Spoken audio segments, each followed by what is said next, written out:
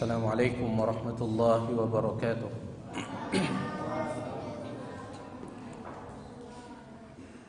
Innal hamdalillah nahmaduhu wa nasta'inuhu wa nastaghfiruh wa na'udzu billahi min shururi anfusina wa min sayyiati a'malina. Man yahdihillahu fala mudilla lahu wa man yudlil fala hadiya lahu. Wa ashhadu an la ilaha illallah wahdahu la sharika lahu وأشهد أن محمدًا عبده ورسوله صلى الله عليه وعلى آله وأصحابه وسلم تسليمًا كثيرا. يا أيها الذين آمنوا اتقوا الله حق تقاته ولا تموتن إلا وأنتم مسلمون. أما بعد فإن أصدق الحديث كتاب الله وخير الهدى هدى محمد صلى الله عليه وسلم وشر الأمور محدثاتها فإن كل محدثة بدعة وكل بدعة ضلالة وكل ضلالة في النار. Para jamaah sekalian, Bapak Ibu rahimani wa rahimakumullah. Alhamdulillah, pada kesempatan malam hari ini Allah Subhanahu wa taala mengizinkan kita untuk melanjutkan pembahasan Kitabut Tauhid alladzi huwa haqqullahi 'alal 'abid. Sebuah kitab yang ditulis oleh Al-Imam Muhammad bin Abdul Wahhab rahimahullahu ta'ala. Dan insyaallah pada kesempatan malam hari ini kita akan masuk ke dalam bab yang kedua.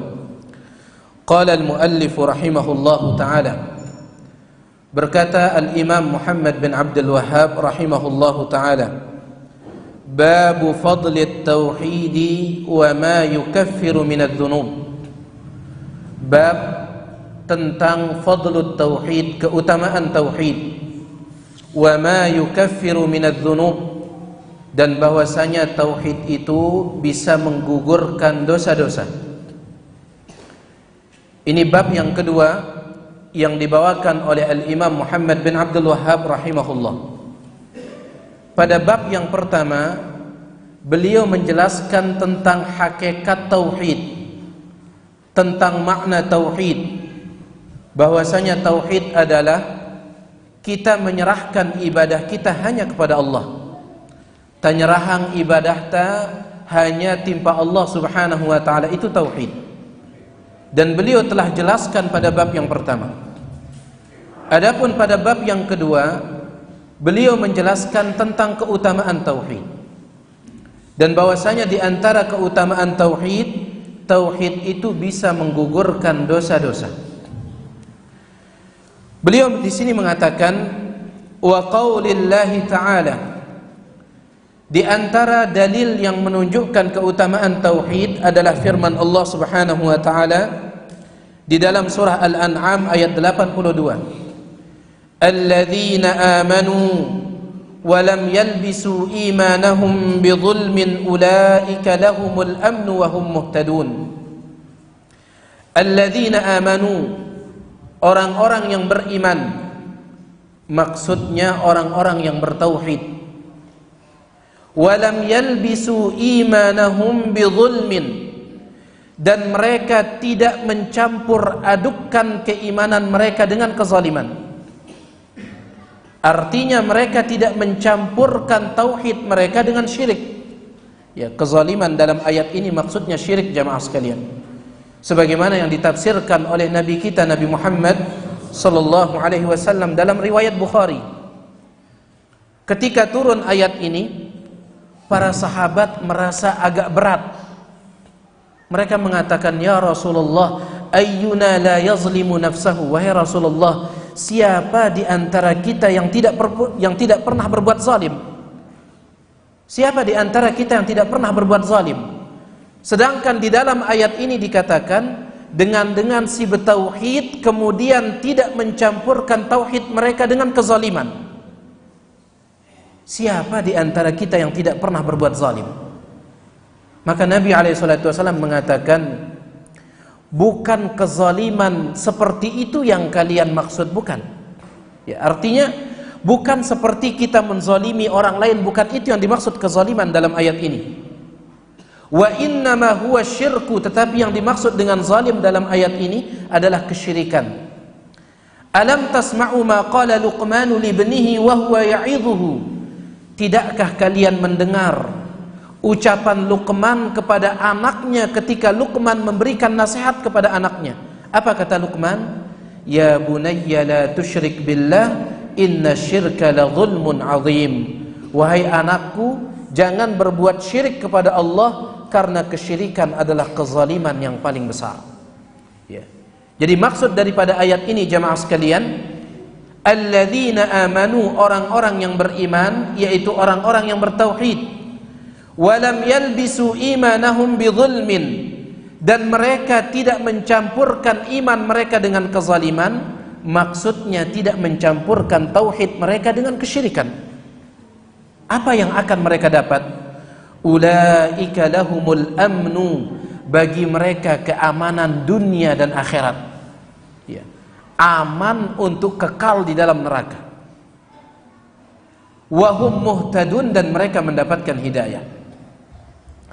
Al-Imam Ibnu Katsir tatkala menafsirkan ayat ini jamaah sekalian, beliau membawakan dua riwayat.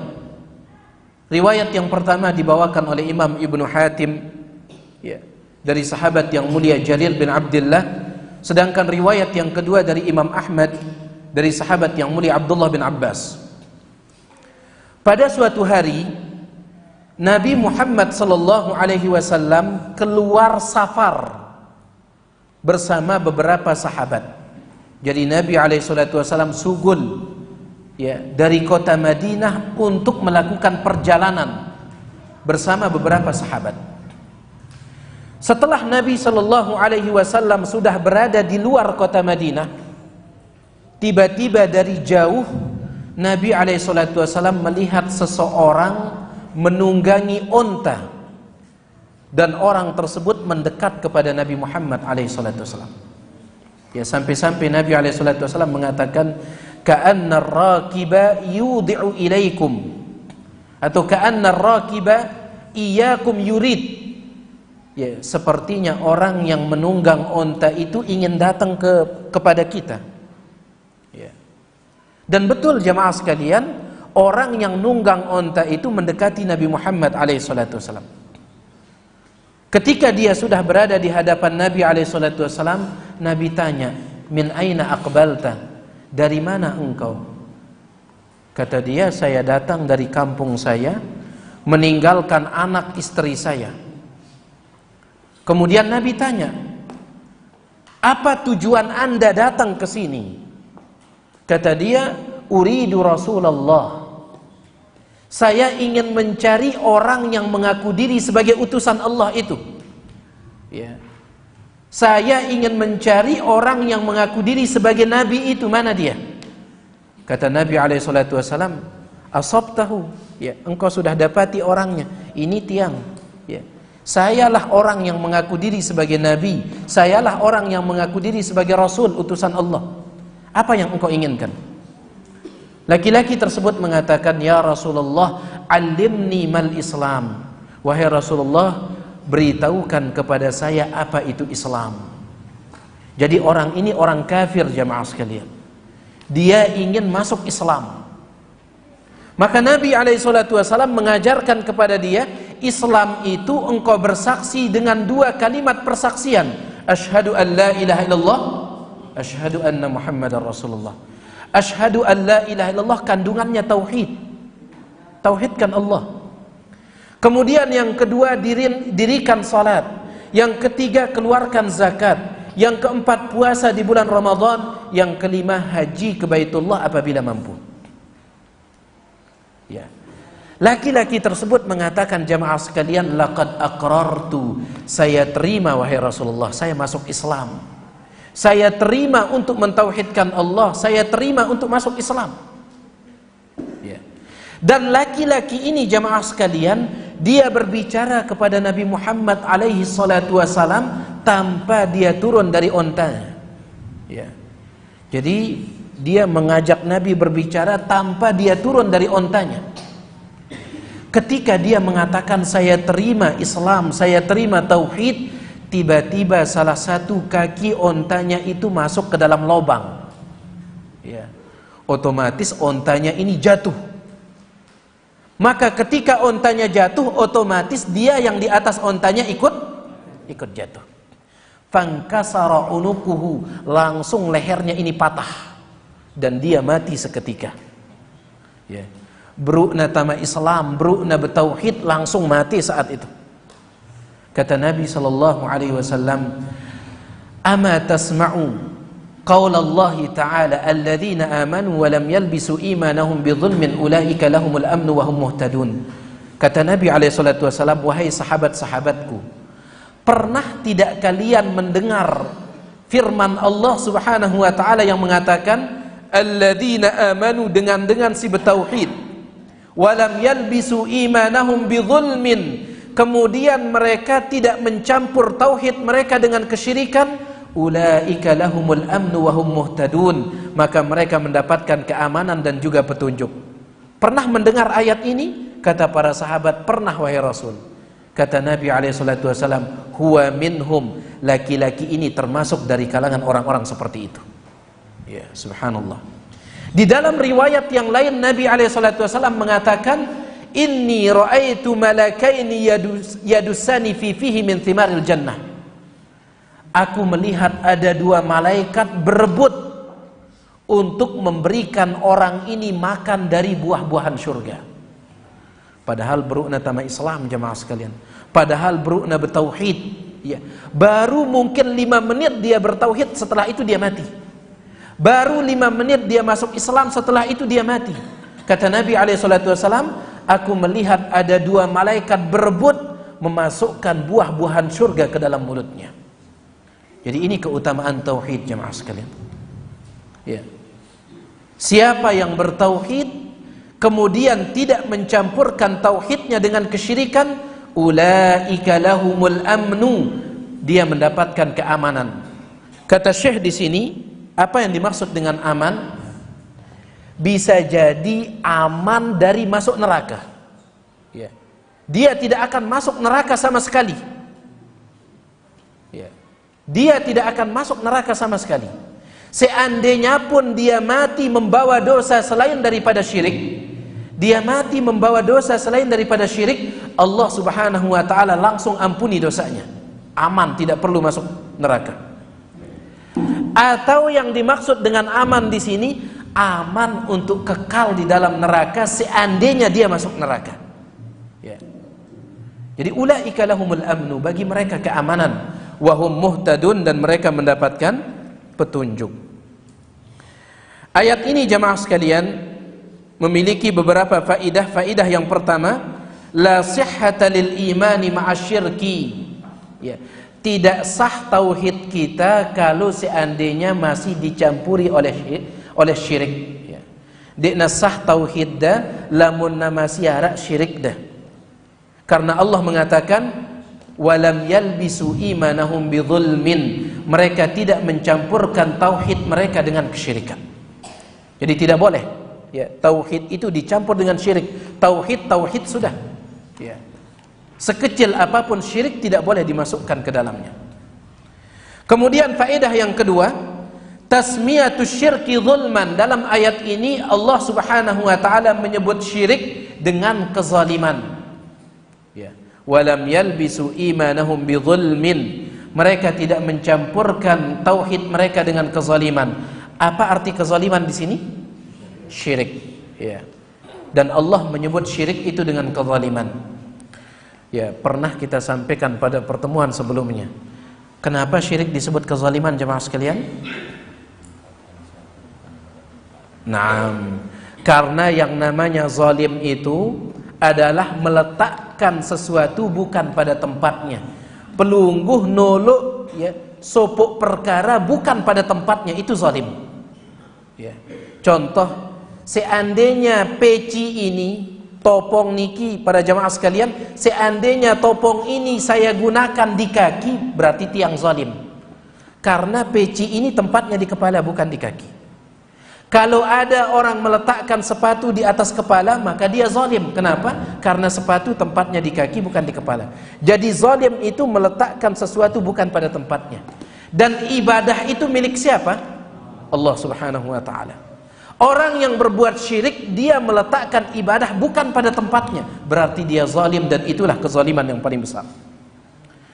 Baik, kemudian faedah yang ketiga, anna man lam yakhlit imanahu bisyirkin fahuwa aminun minal azab. Siapa yang tidak mencampurkan tauhidnya dengan kesyirikan, dia aman dari azab. Entah dia aman secara total, ataupun kalau dia masuk ke dalam neraka, dia aman dari kekal, tidak akan kekal. Ya. Taib, ini dia ayat yang pertama yang menunjukkan tentang keutamaan tauhid. Kemudian dalil yang kedua yang dibawakan oleh Al-Imam Muhammad bin Abdul Wahhab rahimahullah. Wa an Ubadah bin Samit radhiyallahu anhu qala, dari seorang sahabat yang bernama Ubadah ibnu Samit radhiyallahu taala anhu, dia berkata, qala Rasulullah sallallahu alaihi wasallam, Rasulullah sallallahu alaihi wasallam bersabda, man syahida an la ilaha illallah wahdahu la syarikalah, barang siapa yang bersaksi tidak ada Tuhan yang berhak disembah kecuali Allah, transaksi dengan transaksi riba. Dan itu ada pada kebiasaan orang-orang jahiliyah. Nabi datang dihapus oleh Rasul sallallahu alaihi wasallam melalui syariat Islam. Makanya para jamaah, kalau kita jatuh ke dalam riba, berarti kita sedang melaksanakan tradisinya orang-orang jahiliyah ini. Ini bahayanya. Makanya Allah mengatakan dalam surat An-Nisa ayat 160 sampai 61, "Fabizulmin minal ladzina hadu harramna 'alaihim thayyibatin uhillat lahum." Maka disebabkan oleh kezaliman dari orang-orang Yahudi, kami haramkan kepada mereka. Kami haramkan kepada mereka perkara yang halal. Wa bisaddihim an sabilillahi katsira, karena mereka banyak menghalangi manusia dari jalan Allah. Wa akhdhihimur riba wa qad nuhu anhu wa aklihim amwalan nasi bil batil, karena mereka melakukan transaksi riba sedangkan mereka dilarang darinya. Nah, ini sikapnya orang-orang Yahudi, para dilarang dari riba terus melakukan riba. Ya. Rasul mereka mengharamkan kepada mereka riba, mereka tetap melakukan perkara riba ini. Wa qad nuhu anhu, mereka dilarang balaan gawe riba, pada lagu tetap doang yang gawe kan engke ini. Nang kalau mun bala itu lagu tetap kita gawe itu bahaya itu ini. Mirip-mirip malah angkun dengan Yahudi no itu. Nah, ini bahayanya. Wa qad nuhu anhu, mereka dilarang darinya. Wa aklihim amwalan nasi bil batil, dan mereka memakan harta manusia dengan kebatilan. Wa a'tadna lil kafirin minhum 'adzaban alim. Ini untuk menghilangkan sikap gulu berlebih-lebihan kepada Nabi Muhammad alaihi salatu wasallam. Nabi Muhammad adalah seorang nabi yang paling mulia, seorang rasul yang paling mulia. Meskipun demikian para jamaah sekalian, beliau tetap Abdullah, hamba Allah. Sehingga tidak boleh kita berikan kepada Nabi Muhammad alaihi salatu wasallam hak di antara hak-hak Allah, tidak boleh. Ya. Karena beliau tetap abduhu wa rasuluh, hamba Allah dan juga utusan Allah. Ya. Supaya kita tidak gulu, tidak berlebih-lebihan. Karena ada di antara kaum muslimin sangat gulunya kepada Nabi Muhammad alaihi salatu wasallam. Ya. Terutama biasa di dalam acara-acara maulid ya dibacakan qasidah burdah. Wah, dan dengaran qasidah burdah? Ya. Qasidah burdah dan juga barzanji. Tahu ada barzanji? Ya. Qasidah burdah itu ditulis oleh Al-Busiri. Ya, qasidah burdah isinya jamaah sekalian bait-bait syair untuk memuji Nabi Muhammad sallallahu alaihi wasallam. Tetapi di dalam qasidah burdah itu banyak sekali kalimat-kalimat yang gulu, berlebih-lebihan. Di antaranya dia mengatakan, ya akramal khalqi ma aludhu, ya akramal khalqi mali man aludhu bihi, ya, siwaka inda huduthi al-hadithil amami. Dia mengatakan, wahai makhluk yang paling mulia. Siapa maksudnya? Nabi Muhammad alaihissalam. Makhluk yang paling mulia, kepada siapa saya minta perlindungan ketika saya mendapatkan musibah? Coba, siapa tempat saya minta perlindungan ketika saya mendapatkan musibah? Ya. Padahal kita tahu Nabi Muhammad alaihissalam, beliau minta perlindungan kepada siapa? Allah subhanahu wa ta'ala. Tetapi di dalam qasidah Burdah dikatakan, wahai makhluk yang paling mulia, kepada siapa saya minta perlindungan ketika terjadi musibah yang besar? Dan yang lebih parah jamaah sekalian, dia mengatakan, fa inna min judika dunya wa darrataha. Wahai Rasulullah, di antara bentuk pemberian Anda adalah dunia dan akhirat. Ya. Jadi sinyade ita dunia dan akhirat ini menurut Al-Busiri adalah Nabi Muhammad alaihissalam. Padahal di dalam Al-Quran dikatakan, falillahil akhiratu wal ula, milik Allah akhirat, milik Allah juga dunia, milik Allah. Tetapi dikatakan di dalam qasidah Burdah bahwasanya dunia dan akhirat itu pemberian Anda wahai Rasulullah. Wa inna min ulumika ilmal lawhi wal qalami, dan di antara ilmumu wahai Rasulullah adalah ilmu yang ada di dalam Lauhul Mahfuz. Ya. Padahal sepakat ulama ahlu sunnah mengatakan, apa yang tercatat di dalam Lauhul Mahfuz tidak ada yang mengetahuinya kecuali Allah subhanahu wa ta'ala. Ya. Al-fakhru bil ahsab, al-fakhru fil ahsab, bangga dengan keturunan, menyombongkan nasab. Ya. Dia merasa bangga dengan nasab yang dia miliki.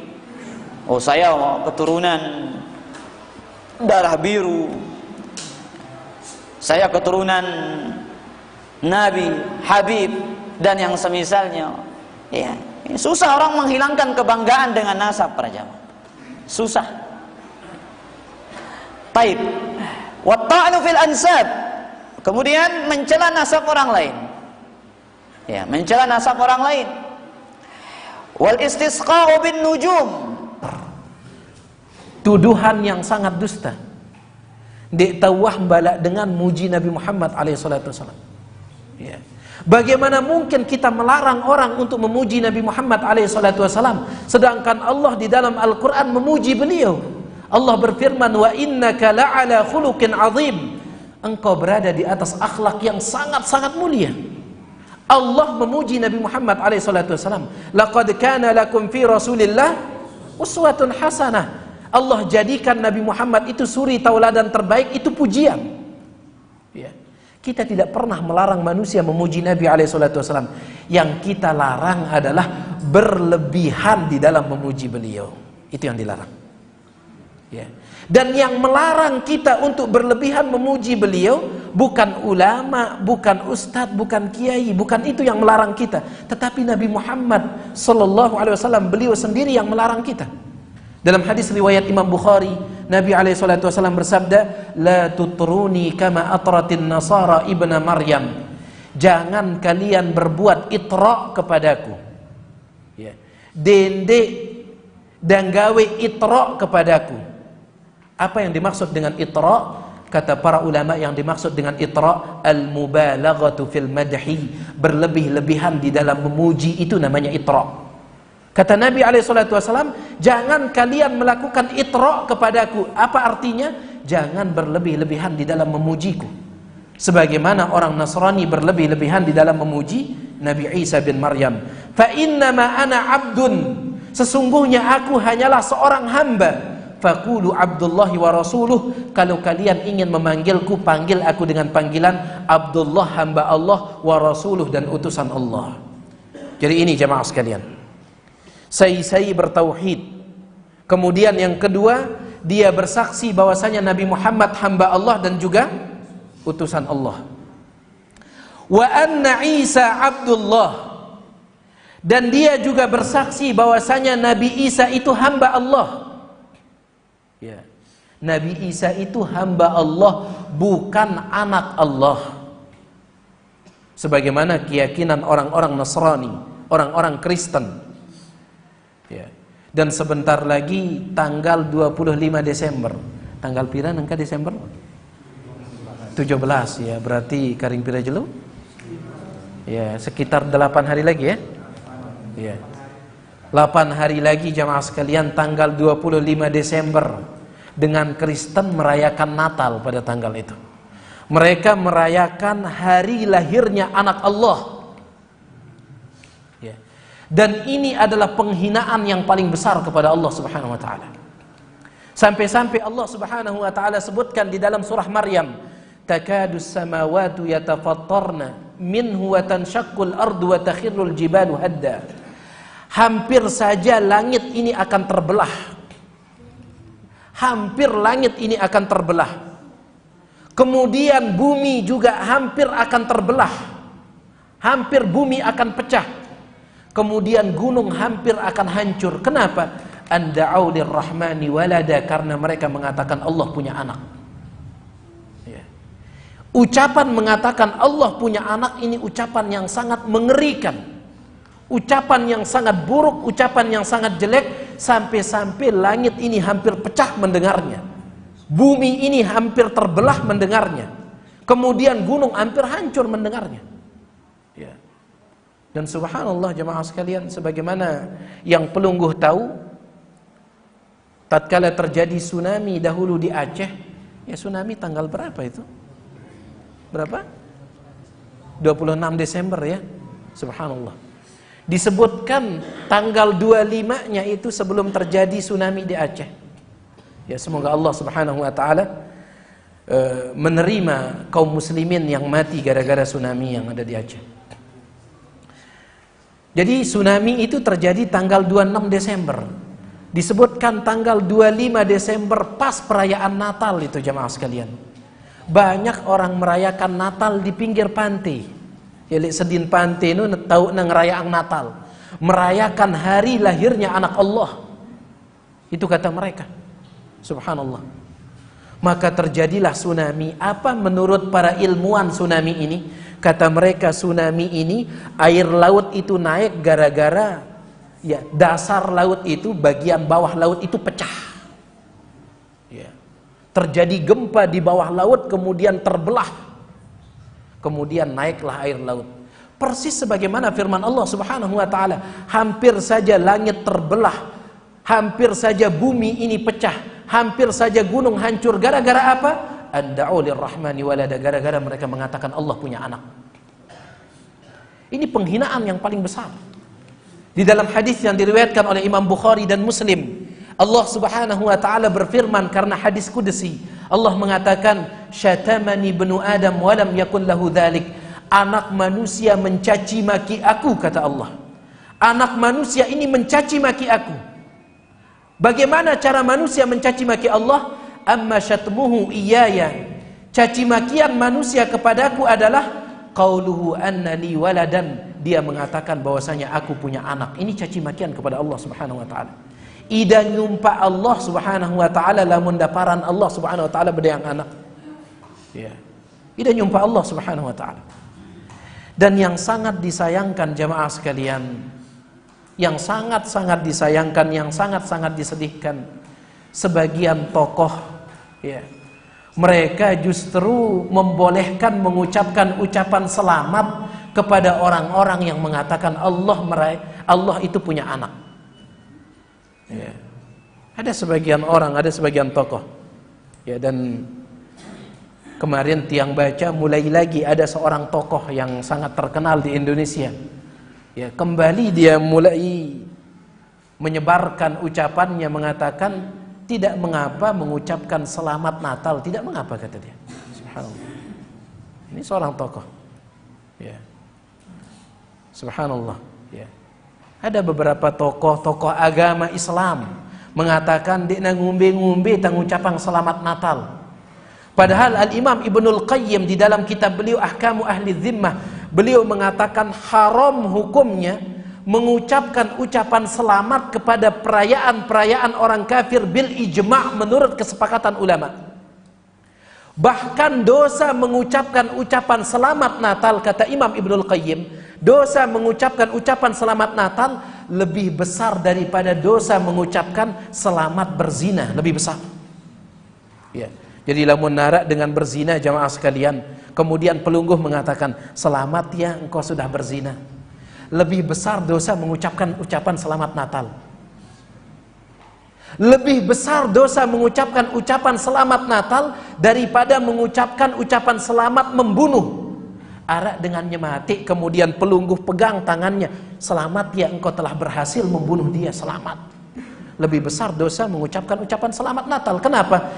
Karena mengucapkan ucapan selamat Natal berarti kita mengatakan selamat ya karena kelahiran anak Allah Subhanahu wa taala. Ini penghinaan yang paling besar kepada Allah Subhanahu wa taala. Taib. Dan dia bersaksi bahwasanya Nabi Isa itu Abdullah. Ya, hamba Allah. Nabi Isa itu hamba Allah. Wa rasuluhu, dan juga utusan Allah. Ya. Nabi Isa itu hamba Allah tetapi juga Rasul Allah, utusan Allah. Ada dua kelompok yang menyimpang tentang Nabi Isa. Yang pertama orang Nasrani. Orang Nasrani mengatakan Nabi Isa itu apa jemaah sekalian? Menurut dengan Kristen Nabi Isa itu anak Allah. Ini menyimpang. Ya, Nabi Isa itu Abdullah, hamba Allah. Kelompok yang kedua orang Yahudi. Orang Yahudi mengatakan Nabi Isa itu anak zina. Ya.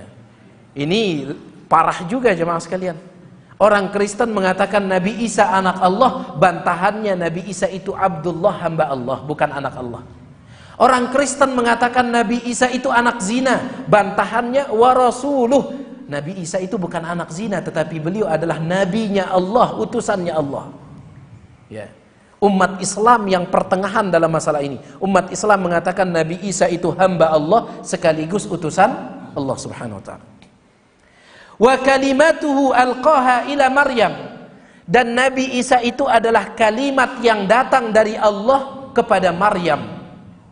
Ya. Kenapa dikatakan Nabi Isa itu kalimat Allah? Karena Nabi Isa itu ada gara-gara Allah mengucapkan kalimat kun. Ya. Jadi Allah mengatakan kun, maka Nabi Isa pun jadi. Ya. Apa arti kun? Jadilah. Jadi Allah Subhanahu wa taala mengatakan kun, maka Nabi Isa pun jadi. Cuman perlu diperhatikan jemaah sekalian, tetapi Nabi Isa bukan diciptakan dari kalimat kun, bukan. Ya. Ya, jadi ini sedikit ya, pembahasannya agak sulit jemaah sekalian ya. Jadi Allah mengatakan kun, Isa jadilah engkau, maka Nabi Isa pun jadi. Tetapi Nabi Isa tidak diciptakan dari kalimat kun. Ya. Materi penciptaan Nabi Isa bukan kalimat kun. Ya. Kita manusia kan diciptakan dari tanah. Ya. Nabi Isa bukan diciptakan dari kalimat kun. Kenapa? Karena kalimat kun itu adalah kalimat Allah, sifat Allah. Kalau kita mengatakan Nabi Isa terbuat dari sifat Allah, berarti Nabi Isa anak Allah. Ya. Jadi hati-hati ini jemaah sekalian. Para ulama mengatakan Allah sekedar mengatakan kun, Nabi Isa pun jadi. Makanya Nabi Isa dikatakan sebagai kalimat Allah. Ya. Wa ruhun minhu, dan Nabi Isa itu ruh ya, yang Allah ciptakan kemudian Allah tiupkan kepada Maryam. Ya. Allah tiupkan kepada Maryam. Dan Allah Subhanahu wa taala menciptakan manusia itu ada 4 model jemaah sekalian. Si pertama arak manusia yang diciptakan oleh Allah tanpa ayah, tanpa ibu. Siapa? Nabi Adam alaihissalam. Oleh karena itu Allah Subhanahu wa taala mengatakan, wahai orang-orang Kristen, wahai orang-orang Nasrani, kalau kalian mengatakan Nabi Isa itu adalah Tuhan gara-gara dia lahir tanpa ayah, ya. Kalau seandainya gara-gara Nabi Isa itu lahir tanpa ayah, kemudian kalian mengatakan Isa itu Tuhan, maka yang lebih berhak jadi Tuhan siapa? Nabi Adam. Nabi Adam dia lahir tanpa ayah, tanpa ibu. Ya. Jadi ini yang pertama, model manusia yang lahir itu, ada manusia lahir tanpa ayah, tanpa ibu, Nabi Adam alaihissalam. Ya. Yang kedua, ada manusia lahir tanpa ayah, tanpa ibu. Tanpa ayah, tanpa ibu, tetapi dia diciptakan dari manusia yang lain. Siapa? Siapa jemaah sekalian? Hawa, istrinya Nabi Adam. Ya.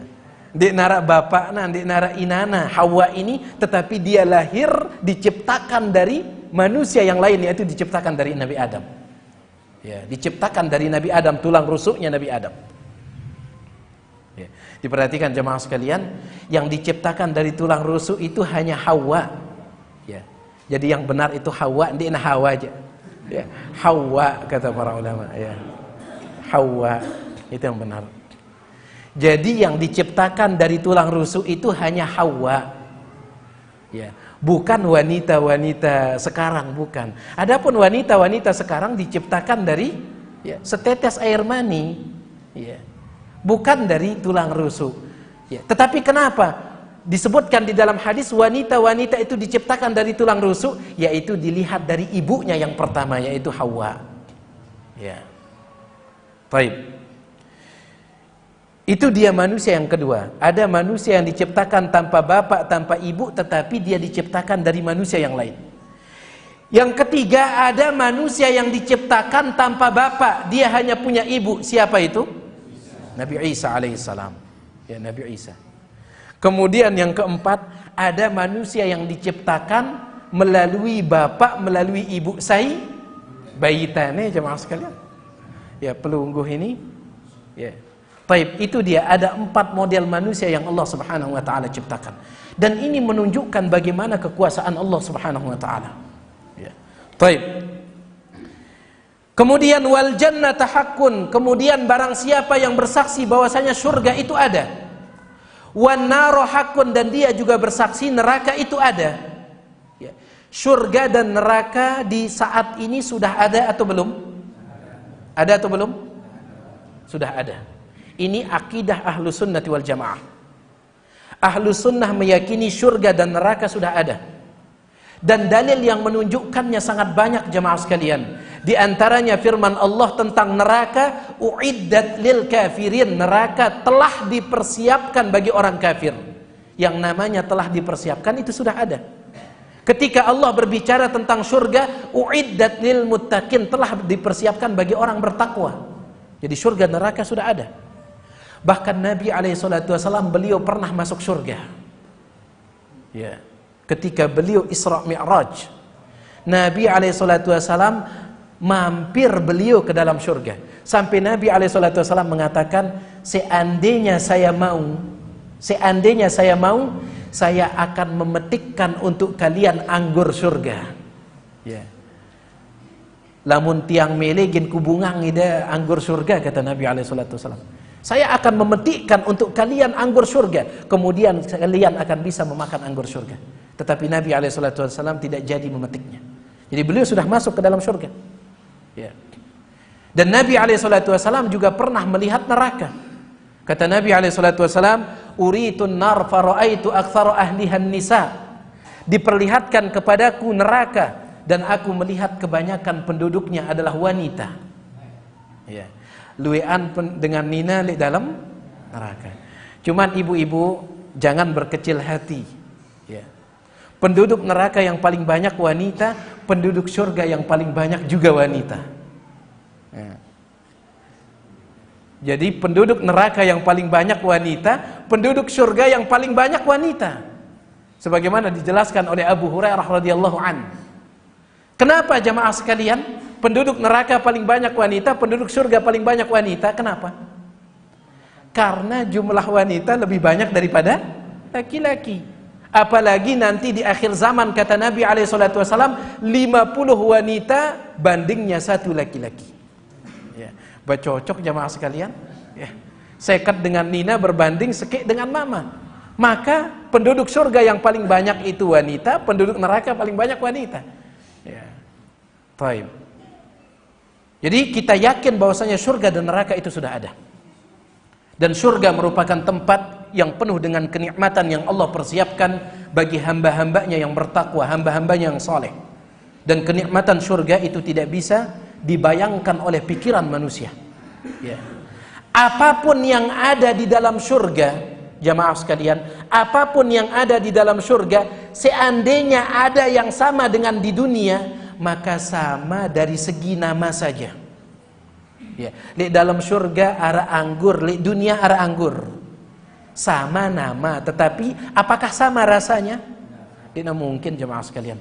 Ya, tidak mungkin sama rasanya anggur surga dengan anggur li pekan naik mel, tidak mungkin sama. Ya. Baik. Di dalam surga ada namanya apel. Di dunia juga ada apel, tidak mungkin sama rasanya, hanya sekedar sama nama. Ya. Bagaimana mungkin sama rasanya, jemaah sekalian? Antum perhatikan hadis Nabi SAW tentang jilbab bidadari. Apa kata Nabi SAW? Wala nasifuha ala ra'siha khairun minad dunya wa ma fiha. Ya. Dalam hadis riwayat Imam Muslim, jilbab yang digunakan oleh bidadari di atas kepalanya, jilbabnya saja lebih baik daripada dunia dan seisinya. Apalagi bidadarinya. Ya. Dan setiap laki-laki yang masuk ke dalam surga langsung diberikan 2 bidadari oleh Allah. Ya. Angkat lamun dek dabani poligami di dunia, insyaallah di surga poligami sih. Ya. Ada salah seorang ustadz kita, beliau ditanya, "Ustadz, ya, kenapa antum tidak berani poligami?" Kata beliau, "Insyaallah nanti di surga saja." Ya. Insyaallah, kata beliau. Ya, jadi setiap laki-laki yang masuk ke dalam surga langsung diberikan 2 istri. Ya, langsung diberikan 2 istri. Bahkan orang yang mati syahid, dalam riwayat Imam Ahmad dengan sanad yang sahih, orang yang mati syahid diberikan 6 kemuliaan. Di antaranya orang yang mati syahid diberikan bidadari sebanyak 50 bidadari. Ya. Ya, bakaring kuat deh jemaah sekalian. Ya. Baik. Jadi ini tentang kenikmatan surga tidak bisa dibayangkan oleh pikiran manusia, tidak bisa. Nah, kumbe-kumbe sih dan menjemang mata anda ngene mikiran tentang ngene model anggur surga. Pasti yang kita pikirkan itu salah, pasti. Ya. Makanya para ulama melarang kita untuk menggambar surga, melarang. Dahulu tatkala tiang masih kecil, tiang masih ingat ada buku-buku tentang surga. Ya, ada gambarnya jemaah sekalian. Ada gambar anggur surga, ada gambar apel surga. Ini dilarang oleh para ulama. Kenapa? Karena yang namanya surga itu kenikmatannya tidak bisa dibayangkan. Allah Subhanahu wa taala berfirman dalam riwayat Bukhari Muslim, karena ini hadis qudsi, a'dadtu li'ibadiyas salihin ma la 'ainun ra'at. Aku telah persiapkan untuk hamba-hambaku yang saleh sesuatu yang tidak pernah dilihat oleh mata. Ya. Ngumbe cara ndagen gambar surga kalau seandainya tidak pernah melihat surga. Bagaimana cara menggambarkannya? Wala udhunun sami'at, tidak pernah didengar oleh telinga. Wala khatara ala qalbi bashar, dan juga tidak pernah bisa dibayangkan oleh pikiran manusia. Bagaimana cara kita akan menggambarnya kalau membayangkannya saja kita tidak bisa? Oleh karena itu dilarang oleh para ulama. Ya. Dan kalau tiang tidak khilaf, buku tentang surga ini masih nyebar.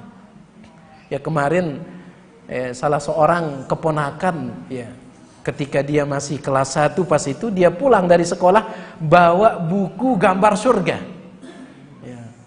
Maka tiang suruh bakar buku-buku seperti itu. Ini nggak boleh jemaah sekalian. Ya, masih ada dijual-jual oleh sebagian pedagang buku tentang gambar surga. Ngene model istana di dalam surga, ngene model apel surga, begini model anggur surga. Ya. Kalau seandainya anggur surga itu seperti anggur di Aimel, kita melihat tanah surga ya maksudnya. Ya. Kalau seandainya sama anggur surga dengan anggur Aimel, ya, untuk apa kita masuk surga? Sama. Ya. Baik. Jadi ini wal jannata haq, harus kita yakini surga itu sudah ada. Kemudian wan naru haqqun, dan neraka juga sudah ada. Neraka adalah tempat yang penuh dengan penderitaan Allah persiapkan bagi iblis dan orang-orang yang mengikutinya. Ya. Ini neraka penuh dengan penderitaan. Sebagaimana kita tidak bisa membayangkan kenikmatan surga, begitu pula kita tidak akan pernah bisa membayangkan bagaimana sakitnya neraka. Tidak pernah. Ya. Nabi SAW bersabda, narukum hadhihi, api yang kalian gunakan memasak di dunia ini, ya. Api yang kalian gunakan memasak di dunia ini, juz'un min sab'ina juz'an min harri jahannam. Api yang kalian gunakan memasak di dunia hanyalah satu bagian dari 70 bagian panasnya neraka jahanam. Ya. Jadi panas neraka jahanam 69 kali lipat dari panas api di dunia. Sanggup sih dalam bayangannya? Ya. Oleh karena itu ada salah seorang ulama, jamaah sekalian, ada salah seorang ulama, dia digoda oleh seorang wanita. Ya. Diajak berzina oleh seorang wanita. Apa kata ulama tersebut? Ittaqillah, bertakwa engkau kepada Allah, takut engkau kepada Allah. Ya, tetapi wanita ini terus mengajak dia untuk berzina. Akhirnya ulama itu mengatakan tunggu sebentar, ya. Kemudian dia pun mengeluarkan lampu sumbu, tahu dah, lampu dilacopok nun, tahu dah. Ya. Dia keluarkan, kemudian dia nyalakan dilacopok tersebut. Setelah itu dia letakkan tangannya di atas api dari lampu copok itu, dia letakkan. Lalu dia tarik. Dia mengatakan, wahai wanita, ya, ketahuilah, kalau seandainya api yang kecil ini saja saya tidak tahan, bagaimana dengan api neraka jahanam yang panasnya 69 kali lipat dibandingkan panas api ini? Ya. Oleh karena itu sering tiang sampaikan, kalau seandainya pelungguh ingin berbuat dosa, ya, dah tempelang betis delik kenal pot Honda, dong. Ya. Tempelkan betis kita di knalpot Honda kita itu. Kalau seandainya pelungguh tahan, ya sudah, bermaksiat sudah. Tetapi kalau seandainya tidak tahan, knalpot Honda saja tidak tahan, apalagi panas api neraka. Subhanallah. Ya. Nabi SAW bersabda dalam riwayat Bukhari Muslim tentang penduduk neraka yang paling ringan siksaannya. Siapa penduduk neraka paling ringan siksaannya? Abu Thalib, paman Nabi SAW. Inna ahwana ahlin nari adzaban yaumal qiyamati, sesungguhnya penduduk neraka yang paling ringan siksaannya, la rajulun tudau fi akhmasi qadamaihi jamratani minan nar, seorang laki-laki yang seluruh tubuhnya itu berada di luar neraka. Jadi Abu Thalib itu tidak masuk ke dalam neraka. Jadi Abu Thalib itu tubuhnya dari kepalanya sampai kakinya itu di luar neraka. Tetapi bagaimana cara menyiksanya? Allah suruh malaikat mengambil bara api neraka, barak api neraka, kemudian ditempelkan di telapak kaki Abu Thalib. Gara-gara itu yagli minhuma dimaguhu, otaknya Abu Thalib tidak berhenti mendidih, bangkal terus, padahal tubuhnya itu berada di luar neraka. Ya. Syekh Muhammad bin Shalih Al-Utsaimin ketika menjelaskan hadis tentang isbal, ma asfala minal ka'baini minal izari fa finnar, orang yang isbal maka tempatnya di dalam neraka. Kata Syekh Muhammad bin Shalih Al-Utsaimin, yang dimasukkan ke dalam neraka dari mata kakinya ke bawah, itu saja yang dimasukkan. Ini orang yang isbal. Tapi ingat jamaah sekalian, panas api neraka, ya, meskipun tubuh ini berada di luar neraka, barak api neraka itu sudah cukup membuat kepala kita ini terus mendidih. Bayangkan. Ya. Baik. Jadi wan naru haqqun, dia meyakini bahwasanya neraka itu benar adanya. Nah, barang siapa yang punya akidah seperti ini, dia meyakini tauhid. Yang kedua, dia yakin Nabi Muhammad itu hamba Allah sekaligus utusan Allah. Yang ketiga, dia yakin Nabi Isa itu manusia biasa. Ya. Nah, manusia biasa yang Allah angkat sebagai seorang rasul. Kemudian dia yakin surga itu ada. Dia yakin neraka itu ada. Adkhalahu Allahul jannata ala ma kana minal amal. Allah akan memasukkannya ke dalam surga sesuai dengan kadar amalnya. Ya. Allah akan memasukkannya surga sesuai dengan kadar amalnya. Apa maksudnya? Orang yang bertauhid pasti masuk ke dalam surga, tetapi tingkatan surga kita itu berbeda-beda jemaah sekalian. Apa yang menentukan tingkatan surga kita? Amal soleh yang kita lakukan. Ya. Semakin hebat amal soleh kita, maka semakin tinggi tingkatan surga kita. Dan jumlah tingkatan surga Jumlah tingkatan surga kata para ulama adalah sejumlah ayat yang terdapat di dalam Al-Quran. Berapa banyak ayat di dalam Al-Quran, seperti itulah jumlah tingkatan di dalam surga. Dan para ulama sepakat jumlah ayat di dalam Al-Quran itu 6.000 lebih.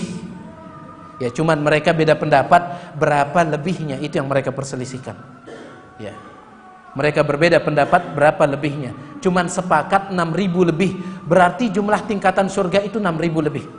Ya. Dan satu tingkatan, ya, misalkan tingkat pertama, kanca tingkat kedua, luasnya itu bagaikan jarak antara langit dan bumi, sebagaimana disebutkan dalam hadis riwayat Muslim. Taib. Jadi itu dia para jamaah sekalian, dalil yang kedua tentang keutamaan tauhid. Adkhalahu Allahul jannata ala ma kana minal amal. Orang yang bertauhid akan Allah masukkan ke dalam surga sesuai dengan kadar amalnya. Taib. Kemudian dalil yang ketiga, walahuma fi hadits Itban. Di dalam hadis lain riwayat Bukhari Muslim, datang dari seorang sahabat yang bernama Itban. Nabi SAW bersabda, fa inna Allaha harrama 'alan nar. Sesungguhnya Allah Subhanahu wa taala mengharamkan atas neraka. Allah mengharamkan atas neraka man qala la ilaha illallah. Siapa saja yang mengucapkan la ilaha illallah yabtaghi bidzalika wajha Allah, sambil dia mengharapkan wajah Allah. Ya. Sai-sai ngucapan kalimat la ilaha illallah dan dia menjalankan kandungan kalimat la ilaha illallah, kandungannya adalah tauhidkan Allah, tinggalkan syirik, maka Allah akan mengharamkannya dari neraka. Apa yang dimaksudkan diharamkan baginya neraka? Apa maksudnya jemaah sekalian? Ya. Maksudnya sebagaimana yang kita sampaikan tadi, bisa jadi dia tidak akan pernah masuk neraka. Bisa jadi seperti itu. Atau kalaupun dia masuk ke dalam neraka, Allah haramkan dia kekal di dalam neraka. Ya. Jadi ini tauhid modal yang sangat luar biasa. Siapa saja yang mengucapkan kalimat la ilaha illallah dan dia jalankan kandungannya, Allah haramkan dia masuk ke dalam neraka atau Allah haramkan dia kekal di dalam neraka. Itulah dia para jamaah sekalian yang bisa kita sampaikan pada kesempatan ini. 3 dalil tentang keutamaan tauhid. Mudah-mudahan dengan kita mendengar ini semakin kita semangat untuk mempelajari tauhid. Semakin kita semangat untuk mempertahankan tauhid yang telah kita pelajari dan yang telah diajarkan oleh para ustadz-ustadz kita. Wallahu ta'ala a'la wa alam. Tiang mohon maaf atas segala kekurangan. Apabila ada yang ingin ditanyakan, tiang persilahkan selesai azan.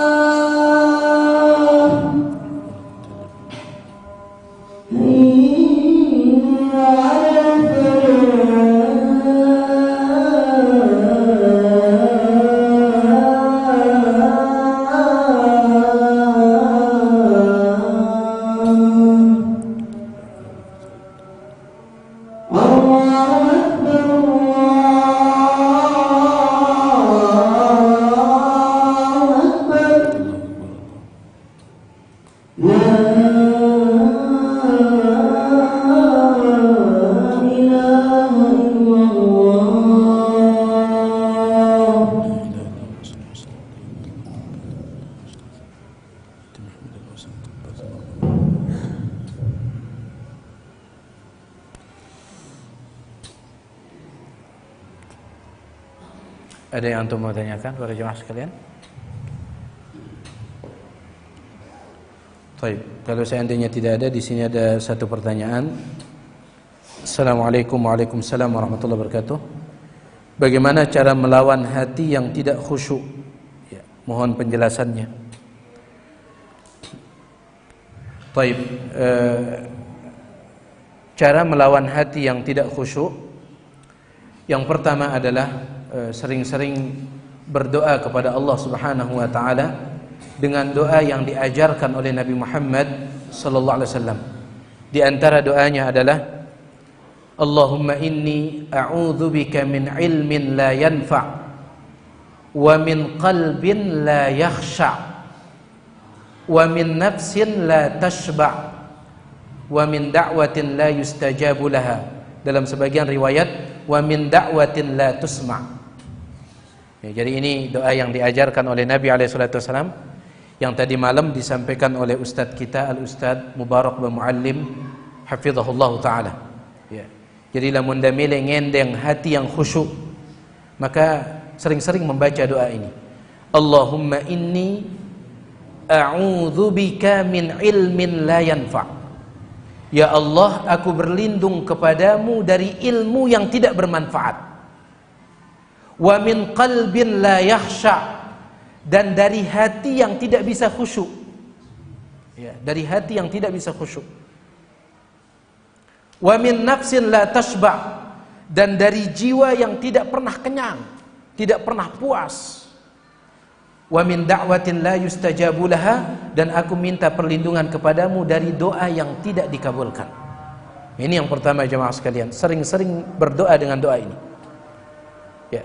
Kemudian yang kedua jemaah sekalian, yaitu kurangi maksiat. Ya, kurangi maksiat. Karena disebutkan dalam hadis riwayat Imam Tirmidzi, innal abda idza adnaba dzamban nukitat fi qalbihi nuqtatun sauda. Apabila ada seorang manusia melakukan satu dosa, maka Allah meletakkan titik hitam di dalam hatinya. Setiap kali tanggawi dosa jemaah sekalian, Allah letakkan satu titik hitam di dalam hati kita. Fa in taba wa naza'a suqila qalbuh. Kalau seandainya kita bertaubat, hati kita kembali dibersihkan oleh Allah. Ya. Wa in zada, tetapi kalau seandainya kita tidak bertaubat, justru maksiatnya semakin ditambah, maka justru titik hitam itu semakin banyak, hatta ta'luwa qalbuh, sampai hati kita itu penuh dengan titik hitam. Ya. Apabila hati kita sudah hitam, maka sulit bagi kita untuk khusyuk. Sulit bagi kita untuk bisa khusyuk. Wallahu taala a'la wa alam. Baik. Tidak ada yang ditanyakan jemaah sekalian? Ya. Tapi kalau memang tidak ada yang ditanyakan, maka sampai ini pengajian kita pada malam hari ini. Mudah-mudahan bermanfaat apa yang Tiang sampaikan, dan semoga Allah Subhanahu wa taala muwafatkan kita di atas tauhid dan juga memasukkan kita ke dalam syurganya bersama orang-orang yang bertauhid. Ini dia yang bisa Tiang sampaikan. Subhanakallahumma bihamdik asyhadu an la ilaha illa anta astaghfiruka wa atubu ilaik. Assalamualaikum warahmatullahi wabarakatuh.